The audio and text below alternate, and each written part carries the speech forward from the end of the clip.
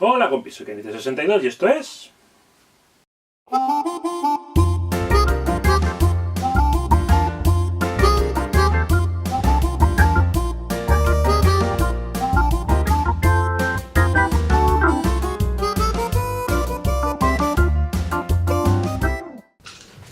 Memorias de un friki.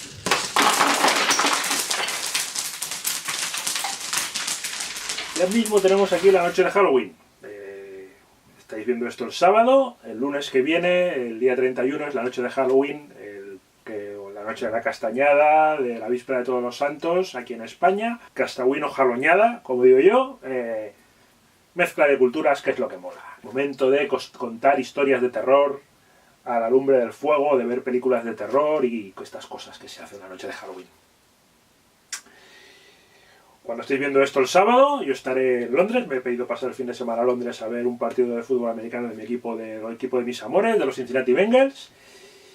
Y voy a pasar Halloween en Londres. Nunca había pasado Halloween fuera de casa. Este año lo voy a pasar, bueno, miento, una vez lo pasé en el Valle de Arán con un montón de amigos. Pero este año lo voy a pasar en Londres, a ver cómo lo viven allí. Ya os contaré la semana que viene cuando vuelva. Mi intención es grabar un vídeo ir grabando vídeos de lo que voy haciendo allí y montar con eso algo, pero ya veremos luego en lo que queda mi intención, ya veremos. Pero para celebrar Halloween, aparte de poner la decoración específica para estas fechas, vamos a hablar un poco de miedito. Vamos a hablar de cosas frikis de miedito, o sea, de cine, de cómics, de libros, de juegos. Pero primero os voy a explicar un poco el tipo de miedo que a mí personalmente me gusta. Hay muchos tipos de cine, de literatura y de cómics y de todo de miedo. Hay cosas muy gores, hay cosas que son solo sustos. Me gusta un poco un conjunto de todo, ¿vale? Tiene que haber sustos. El gore no es estrictamente necesario. A veces queda bien, pero no es estrictamente necesario. Pero es importante que haya sustos no previsibles, porque actualmente, en mi opinión, el cine está lleno de sustos que ves venir desde 3 kilómetros de distancia, y la gracia está en que te asusten sin que te lo esperes. Y luego que no solo viva de sustos el argumento de lo que sea, sino que la tensión se vaya cocinando poquito a poco, a fuego lento. Y entonces, con esto lo que consigues es que ya te tienen tensionado y en el momento de que te hacen el susto es cuando te hacen votar. Como mis vecinos de arriba, que están votando que tengas. Míralos. ¿Sois? Parte de la música, la que me tiene el día de hoy, pero tengo que grabar ahora, porque estos días tengo que preparar las cosas y no tengo más remedio que grabar ahora. Estos sí que son Poltergeists, y no los de la película. Bueno, que siguen con la música, parece que han dejado desplazar mobiliario por medios telequinéticos alrededor de su casa, a ver si ahí puedo seguir grabando. Bueno, pues lo que os decía, os voy a decir un par de cosas de cada uno de estos campos, de los que a mí me han gustado más en temas de terror. Vamos a empezar por el cine. Voy a decir mis dos películas favoritas de miedo del cine. La primera es El Resplandor, de Stanley Kubrick. Como casi todos los géneros que ha tocado Stanley Kubrick, género que toca, género que me gusta. Particularmente el género de terror, El Resplandor, que la hizo en 1980. Para mí es una de las películas de terror que consigue todo eso que os he dicho antes. Durante esas secuencias por el hotel, del niño corriendo por esos pasillos con su patinete, esos pasillos tan claustrofóbicos, cargados de unas tonalidades que te hacen estar incómodo, va cocinando ese miedo. Y es entonces cuando va viendo los encuentros dentro del hotel, cuando te va dando los sustos, hasta que la película avanza hacia lo que avanza. Yo había visto esa película siempre en español, y a pesar de que es cierto que me seguía afectando mucho y me seguía produciendo mucha tensión simplemente el movimiento de cámara que hay por el hotel, no fue hasta la primera vez que oí hablar a Jack Nicholson con su voz hasta que no me di cuenta de lo que me estaba perdiendo. la voz de doblaje en castellano suena ridícula al lado de la voz de Jack Nicholson expresando toda esa locura que le sale por los poros al personaje de Jack Torrance. Una película muy recomendable, como también es muy recomendable el documental que grabó la hija de Kubrick durante la película, en el que ves cómo preparan la película y ves que, por ejemplo, la actriz Shelley Duvall no lo pasó demasiado bien en la película. En una de las escenas del documental incluso tiene un desmayo. Parece ser que las pasó bastante moradas durante todo el rodaje. Pero la verdad es que la película es una película de terror bordada. Little pigs, let me come in.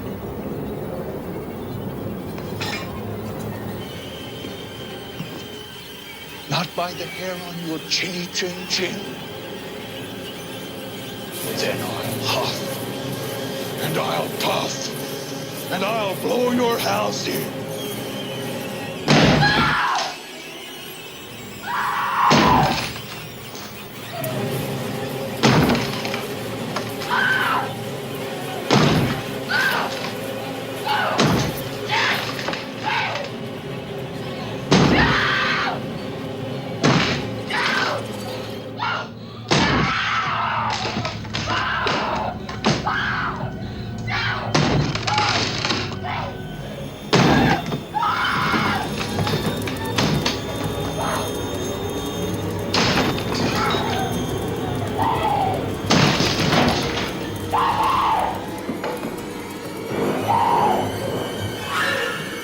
Here's Johnny.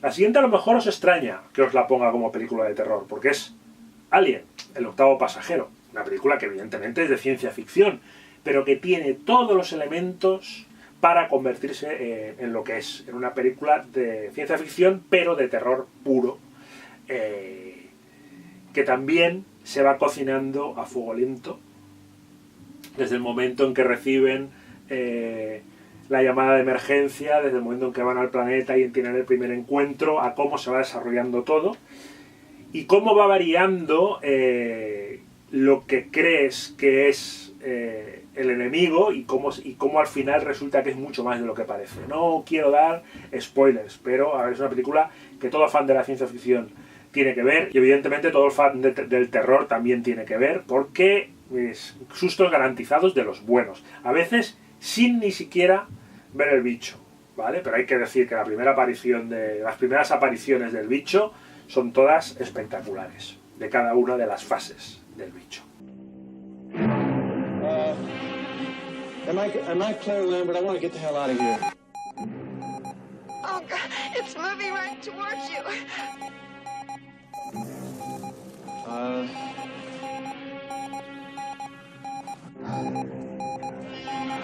Move, get out of there. Would you move? Dad! Move, Dad! Move, Dad! Get out! Oh, no, not that way, the other way, God!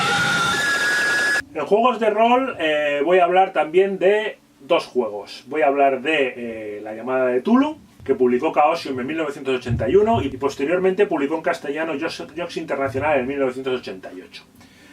La llamada de Tulu está basado en los relatos de H.P. Lovecraft, del que volveré a hablar posteriormente cuando hable del terror en la literatura.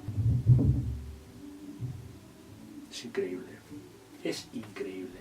Y que el juego consigue recoger todo ese terror gótico, terror sideral a unas criaturas que han estado aquí siempre mucho antes de que existiera la humanidad, que han estado siempre al acecho en otras dimensiones esperando poder generar el caos y destrucción en nuestro plano. Eso es lo que siempre describe Lovecraft en sus relatos y eso es lo mismo que transmite el juego de rol. Juego de rol, como todos los juegos de rol, es muy importante la presencia del máster, ¿vale? El máster adecuado para el juego adecuado, pero yo he tenido la fortuna de jugar también, pero aunque he jugado poco, con Chema haciendo de máster de Tulu, pero he tenido la suerte de poder ver desarrollar varios días que iba a haber una campaña que hizo que duró mucho tiempo, de Walking the Wastes, y sobre todo a mí me quedó muy grabado el final de la campaña, que yo estuve durante toda la partida, y cómo Chema, que además le gusta poner música y le gusta transmitir mucho el ambiente, consiguió transmitir todo ese ambiente de miedo a la partida de sus jugadores. El otro es Vampire la Mascarade, que fue publicado por Woodwolf en 1991, que el primero en introducirlo en España traducido fue Diseños Orbitales en 1993, que posteriormente pasaría a manos de la factoría. El concepto aquí es distinto, porque presenta unos vampiros más románticos, más en la línea de los vampiros de Entrevista con el vampiro, de Anne Rice. Pero hay una manera de presentarlos como criaturas que se despiertan a esa sed de sangre humana y que se deshumanizan precisamente por eso, que es la parte terrorífica del juego. A ver, hay otros muchos juegos de terror, hay Aquelarre, hay Cult, hay muchos, pero estos son los que yo he jugado, los otros no los he probado, con lo cual estos son para mí los más interesantes. Los cómics os voy a hablar de Hellblazer, que publicó DC en 1985 y que originalmente fue una idea de Alan Moore. Yo la parte que vi publicada por 5 en 1990 es la única vez, bueno, esta y el siguiente que os voy a comentar, la única vez que un cómic de miedo, o sea, que un cómic me ha hecho tener miedo de verdad. Yo había leído Dossier Negro, había leído Vampus, había leído Rufus, Vampirella, todo lo que había de terror en mi juventud. Pero la verdad es que Hellblazer, yo recuerdo el primer relato, que era sobre un demonio del hambre, que iba transmitiéndose de persona a persona, y te cagabas por las patas. De hecho, en la serie de televisión que hicieron, la empezaron precisamente con una adaptación de este relato, pero la verdad es que a la serie de televisión, aunque al final de la primera temporada consiguieron darle un poquillo de vida, le faltaba fuerza, no tenía el punch suficiente. Era, como ya hemos hablado alguna vez, era muy Vacaciones en el Mar. Faltaba fondo ahí. Solamente cuando al final entraron en eso empezó a tener un poquito de gracia. Pero entonces ya se les había hecho tarde, se les había pasado el arroz y clausuraron la serie. El otro cómic de terror es Los Muertos Vivientes. Cómic de holocausto zombie, en el que al principio el terror lo generan los propios zombies, que responden a los zombies clásicos, a la invasión que aparece de repente sin ningún motivo, y que cuando el personaje Rick, el personaje principal, despierta de un estado de coma en un hospital, ya está todo el pollo liado. Y está todo invadido por los zombies. ¿De dónde vienen? ¿Por qué ha sucedido? No se ha explicado, no se sabe si se va a explicar, no se sabe cuándo va a acabar, pero ahí están. Han acabado con lo que se entiende por nuestra civilización y las cosas pues han cambiado y quedan supervivientes luchando aquí y allá. Podéis ver aquí todo lo que tengo hasta ahora. Bueno, falta uno, el último, que lo tengo en mi ronda de préstamos. La gracia, el terror real de los muertos vivientes no son los zombies, que al principio sí que lo son, sino que posteriormente lo que da miedito, pero miedito de verdad, son los humanos y su comportamiento ante esas situaciones. Cómo sacan, en algunas ocasiones lo mejor, pero en la mayoría lo peor de sí mismos para sobrevivir. Y vamos a los libros. Y aquí vuelvo a Lovecraft y de hecho a una colección de relatos que es Los mitos de Tulu, que básicamente es en lo que se basa también el juego de rol. Es una serie de relatos que el escritor escribió entre más o menos entre 1921 y 1935, una serie de relatos cortos, todos muy en este aspecto de terror sideral, de criaturas que acechan desde dimensiones y que dominan un pueblo y todo el pueblo se convierte en cultistas que las adoran y que hacen extraños rituales. Es un miedo, o sea, no es un miedo de susto, sino un miedo a algo desconocido, muy poderoso, contra el que todo lo que intentes no puede hacer nada y que acaba sobre todo con tu cordura. Y eso es, el miedo principal es eso, es un miedo tan horrible que lo que hace es que enloquezcas solo de pensarlo. Y de eso no te puedes esconder en ningún sitio. Luego está uno de los libros que tengo más antiguos que me dio mi abuelo, que es Rimas y Leyendas de Gustavo Adolfo Bécquer, que ya comenté alguna vez, y que contiene también una serie de relatos escritos por Bécquer, todos de índole así sobrenatural. El Monte de las Ánimas, el Cristo de los Faroles, la Cueva de la Mora, el Miserere, toda una serie de relatos sobre todo, casi todos con un fondo religioso. Pensad que están escritos entre 1858 y 1864, con lo cual todo tiene un toque muy religioso, pero que la verdad es que son bastante acojonantes. La manera de describir el terror del Monte de las Ánimas, sin que llegue a enseñarte en sí mismo nada en el relato, porque en realidad no te enseña nada, solo te sugiere, acojona bastante. Lo mismo que el Cristo de los Faroles, lo mismo que la Cueva de la Mora. Son relatos bastante terroríficos. Luego está en televisión, es más difícil encontrar, pero también hay pequeñas perlas, pero estas son bastante viejas.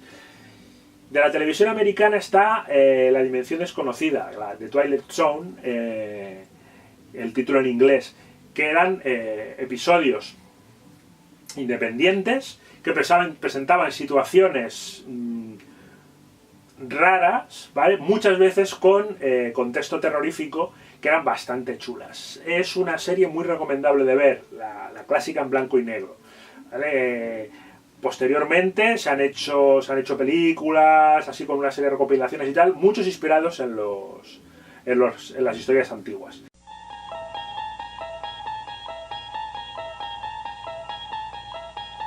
You unlock this door with the key of imagination. Beyond it is another dimension. A dimension of sound. A dimension of sight. A dimension of mind. You're moving into a land of both shadow and substance, of things and ideas. You've just crossed over into the Twilight Zone. En España teníamos a Chicho Ibáñez Serrador, que hizo Historias para no dormir.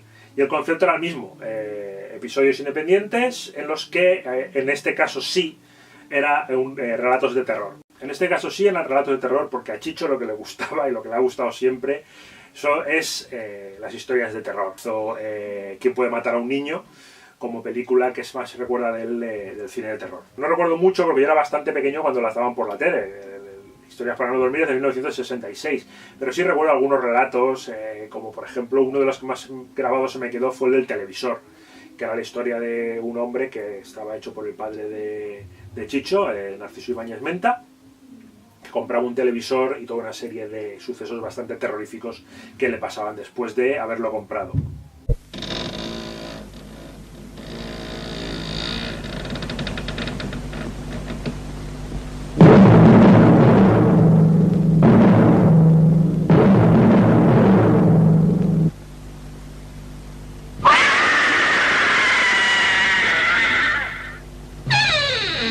Y ya para acabar voy a comentar dos juegos de ordenador solamente sobre este tema. El más viejuno, el que yo tenía con el PC, es Alone in the Dark, que era un juego así de estos, con los gráficos a base de poliedros, pero la verdad es que era bastante chulo y la ambientación era muy chula. Era muy diferente en la manera de tratar los cambios de cámara, que a veces se desconcertaban, porque la cámara iba cambiando de posición según te movías por la cámara. Básicamente era un personaje, que podía ser un hombre, podía ser una mujer, que entraba en una casa que tenía que investigar algo que pasaba en una casa. Y en la casa pues le iban apareciendo monstruos, y oía ruidos, y oía cosas. Estaba muy chulo. Fue durante muchos años un clásico, luego salió, me parece, la segunda parte, incluso creo que salió la tercera parte. Para el momento era una barbaridad.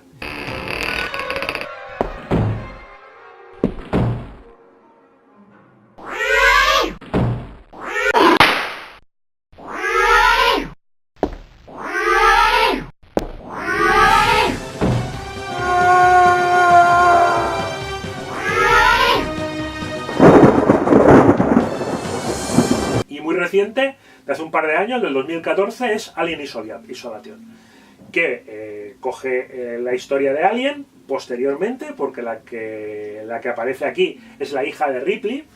O sea, para los que hayáis seguido las películas, en la segunda película, en Alien, se habla de que cuando recuperan a Ripley, se habla de que tiene una hija que ha fallecido porque mientras ella ha estado hibernada, perdida en el espacio, han pasado muchos años y su hija ha fallecido. Pues esta es la historia de la hija que cuando su madre no vuelve, cuando tiene que volver, se acaba convirtiendo exploradora espacial y está de misión cuando se han tenido algún contacto con algo que tiene que ver con la madre, y ella va a investigar.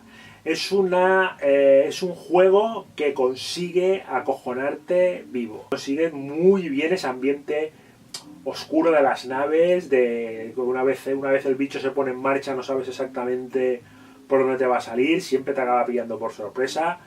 Cuando te mata, porque te mata numerosas veces hasta que consigues avanzar, es muy, muy, muy escalofriante.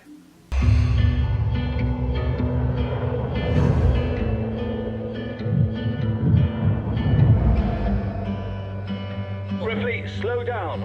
A creature. He said, come out and play. How did I know I could trust you? Fun and games. She's getting worse. She's dying. Let me be.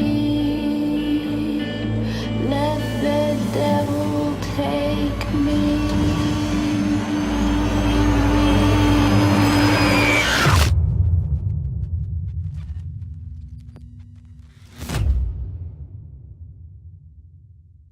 Pues aquí os he presentado una serie de maneras de pasar miedo, por si queréis pasar miedo la noche de Halloween, pues no os tengáis que limitar solamente a las películas, que son las mejores, pero también tenéis todas estas opciones para pasar miedito.